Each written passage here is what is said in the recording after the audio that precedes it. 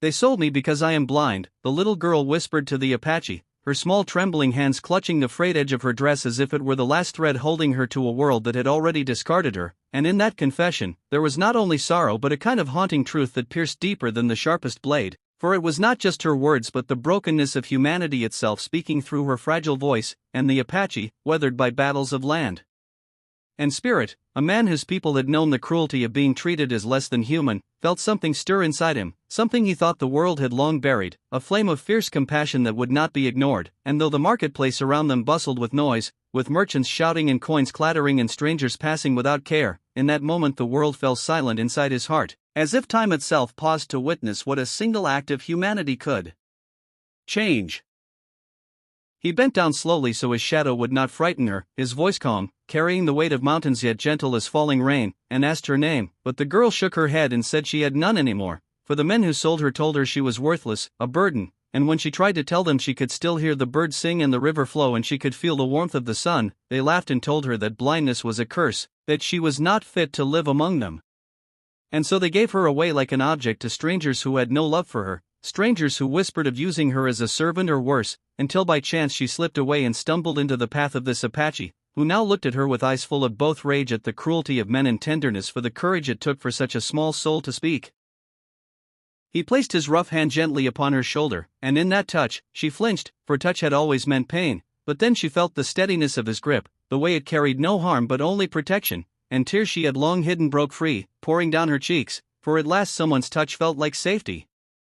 The Apache straightened, lifted her into his arms as if she were his own blood, and though she could not see it, the marketplace froze, all eyes turning to the sight of the feared warrior cradling a blind child, and whispers rippled through the crowd, for they expected him to walk away, to discard her as all others had, yet instead he raised his voice and said words that no one would forget. If blindness is a curse, then the world itself is blind, for it has failed to see her worth, but in her I see more than eyes ever could. His words struck like thunder, silencing the jeers, and some lowered their gaze in shame, but most remained silent, for they had no defense against truth. He carried her beyond the marketplace, into the vast openness of the desert where the winds spoke songs of ancestors, and as they traveled, he told her stories of his people, stories of warriors who fought not only with weapons but with honor, stories of grandmothers who could heal with herbs though they had no books, stories of children who once laughed under stars unbroken by the greed of outsiders, and as she listened, her heart grew lighter, for though her eyes could not see, her mind painted pictures more vivid than any sight, and she laughed for the first time in years, a sound so pure it echoed against canyon walls like a sacred hymn.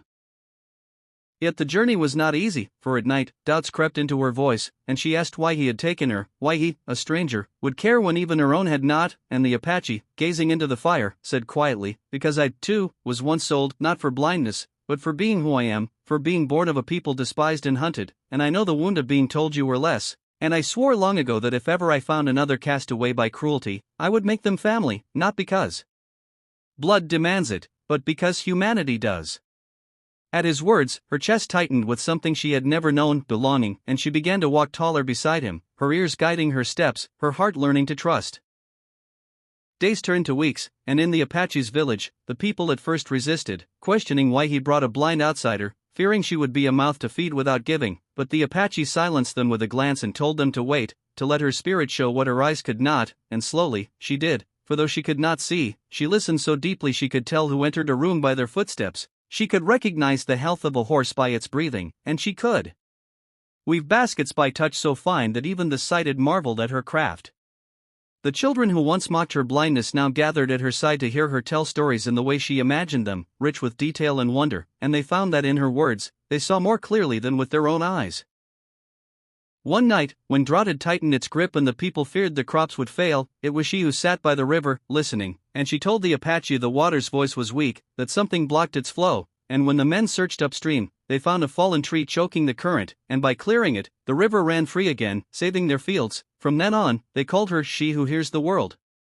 Yet the greatest moment came when those who had once sold her returned, drawn by greed, hearing of her survival, and demanded she be given back, claiming she was theirs by right of blood, and the village grew tense, for they feared conflict, but the Apache stood tall, his hand upon her shoulder, and before the people and the strangers alike, she herself spoke, her voice steady as a mountain, declaring, "You sold me because I am blind, but blindness has shown me truths you will never see.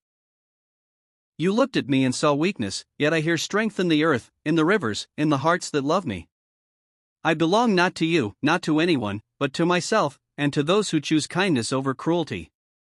The men faltered, for they had no answer to such courage, and when they reached for her, the villagers themselves rose, men and women and children, standing between her and the ones who once discarded her, and in that unity, the men fled, for they saw they could not break what compassion had built.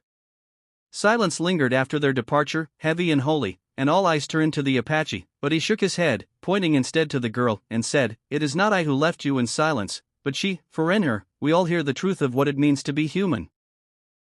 From that day forward, she was no longer the blind girl but the voice of the people, a reminder that worth is never measured by what one lacks but by what one gives, and she grew to become a teacher, guiding not only the children of the Apache but travelers who came seeking wisdom, and her words healed wounds of spirit deeper than any medicine could.